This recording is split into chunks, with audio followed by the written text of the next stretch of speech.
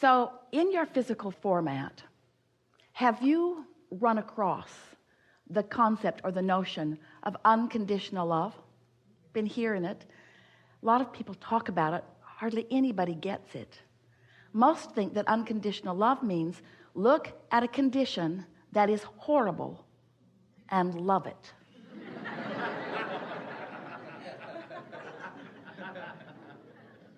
So you need a lot of practice at that.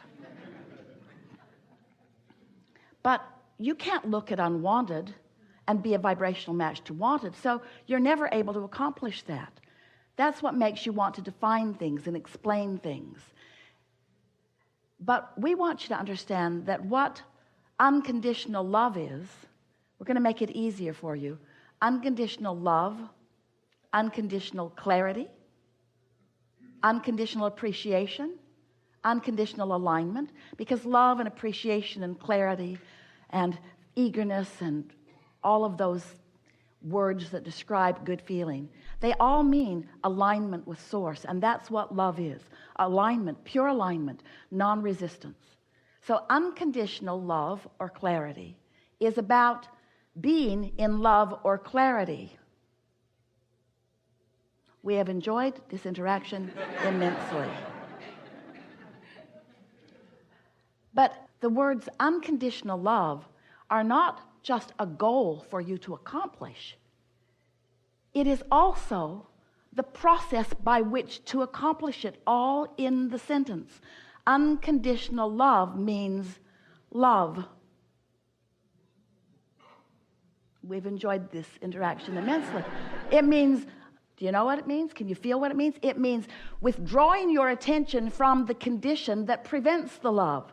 Unconditional love means there are conditions that you love and there are conditions that you don't love, but when you train yourself to sift and sort for the best conditions, you train yourself to be a conditional liver. You're looking at conditions, and if there are good conditions, you feel wonderful, and if there are not good conditions, you feel terrible, but then you have no control because your reality is full of conditions. Have you noticed? There are conditions everywhere. Don't turn on the television, whatever you do. It will bring a myriad of conditions to you. The television news networks, they scour the planet for things that they know will frighten you. And they dramatize them, and they put them on 24-hour cycles, and they put music behind them, and they bring them right into your living room, and they say, practice unconditional love. And we say, you just can't look at that stuff without the opinion of your source about it rising in a vibrational frequency that will let you know where you are in relationship with it, you see.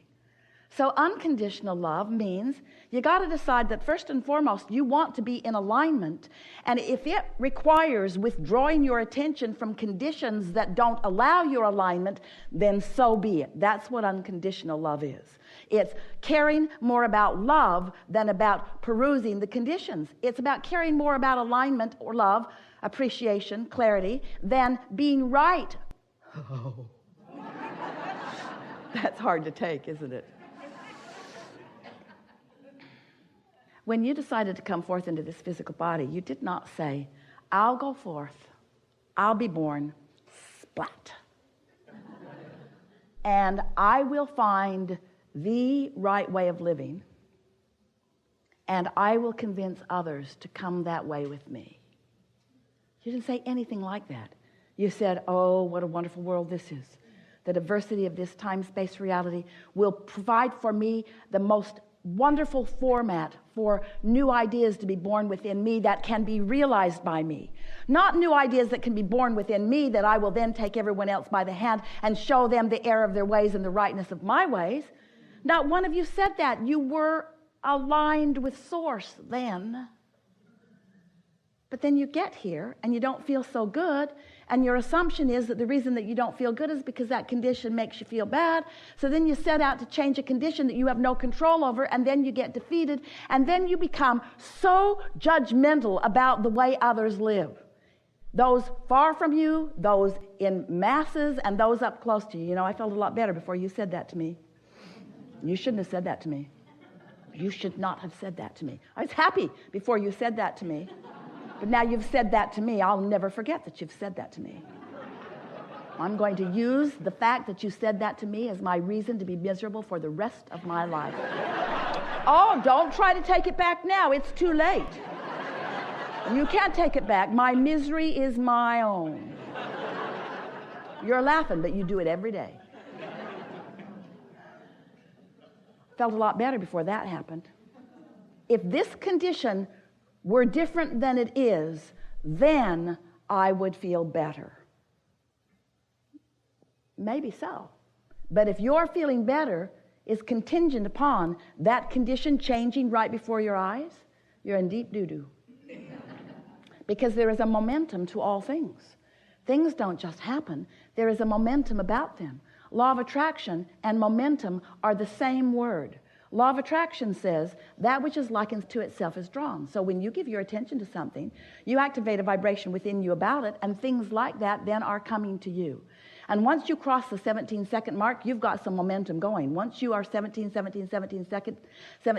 and you cross the 68-second mark, you've got enough momentum going that without a conscious decision about it, it's going to take off for a little while until you sleep. And the nice thing about sleeping is when you sleep, momentum stops. You can pick it right up, and usually do the next day, but you don't have to. So, as we're visiting with you about creating your own perception of reality, it may feel to you that we're trying to teach you how to control the conditions of your life. That isn't what we are wanting to teach you at all. We want to teach you to control your alignment with your broader perspective, because that's where your happiness is. The success that you're seeking is alignment. But then we have to say to you that once you consistently find that alignment, the conditions of your life will meld and mold and become vibrational matches to the frequency that you are predominantly offering. So you will change the conditions, but we want to say to you, you can't let the changing of conditions be the motive for the reason that you are finding alignment, because if the changing of a condition is the motive behind finding the vibrational alignment, now your attention is upon the condition and you cannot get there from there. You cannot get there from there. Then you step into what you call tolerance. You just put up with it. You fool yourself. You kid yourself. You use words. You get a smile on your face. Say happy-sounding things while you are emitting a vibration that is different from that. That doesn't work out very well, does it? So here's the basic statement that we want you to hold in your mind as you are moving forward forevermore. The universe does not hear what you say. The universe hears what you mean. And what you mean is what you're offering vibrationally. And you know what you mean by the way you feel. So if you are feeling uncomfortable about something, you have some refocusing to do in order to bring the discomfort into comfort. And as you begin to discover that you have the ability to bring yourself into that comfortable alignment, oh, then so many things that you've been wanting will flow into your experience. You have been sifting and sorting, and in the process, you've been launching these rockets of desires. And in the process, you've created a vibrational version of the reality that you are seeking. Now, we want you to understand that to you, it's a future version of a reality that you are looking for. But to us, it's an existing reality that you've already carved out that does exist. Can you hear the difference in that? When you want more money, you become vibrationally more prosperous. And even though you doubt it and you don't let it flow into your experience, you have become a more vibrationally prosperous being. So we began talking to you about this vortex. It's a vibrational reality that existed in part before you even came into this physical body, and that you've been adding to vibrationally ever since. And so for a while, we talked about it for quite a while with you. We wrote a whole book about getting into the vortex, being a vibrational match to the vibrational reality that is you.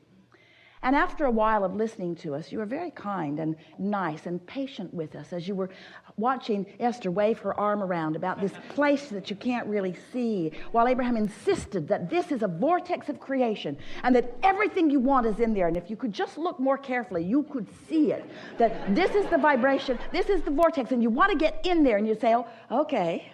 I don't actually see anything now that I'm in there. And then we said, of course, you don't see it or hear it or smell it or taste it or touch it, because that's all about the manifested version.